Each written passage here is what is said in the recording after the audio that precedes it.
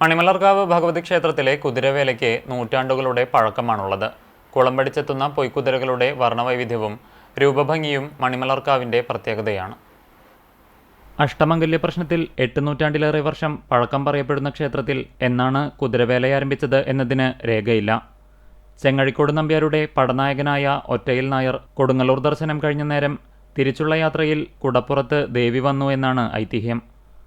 ഒറ്റയിലെത്തിയ ഭഗവതിയെ ചെങ്ങഴിക്കോട് നമ്പ്യാർ അവകാശപ്പെടുത്തിയ കഴകപ്പുര നമ്പ്യാരും പറക്കുത്ത് നമ്പ്യാരും ചേർന്ന് പൊതുവായ സ്ഥലം കണ്ടെത്തി ക്ഷേത്രം നിർമ്മിച്ച് കുടിയിരുത്തുകയായിരുന്നു എന്നാണ് ചരിത്രം വാമൊഴിയായി പറയപ്പെടുന്നത്.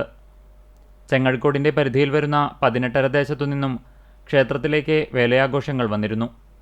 ഇപ്പോഴും വേലയുടെ ഭാഗമായി 18 ദേശത്തു നിന്നും പറയെടുപ്പ് നടക്കുന്നു.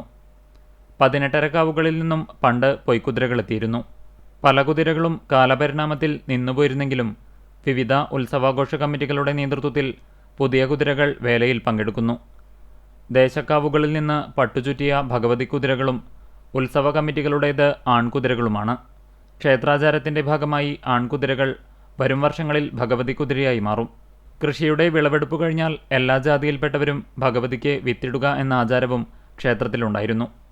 പഴയകാലത്ത് ക്ഷേത്രത്തിനകത്ത് സവർണർ അരിപ്പറയും കീഴേക്കാവിൽ ഹരിജനങ്ങൾ നെല്ലും സമർപ്പിച്ചിരുന്നു.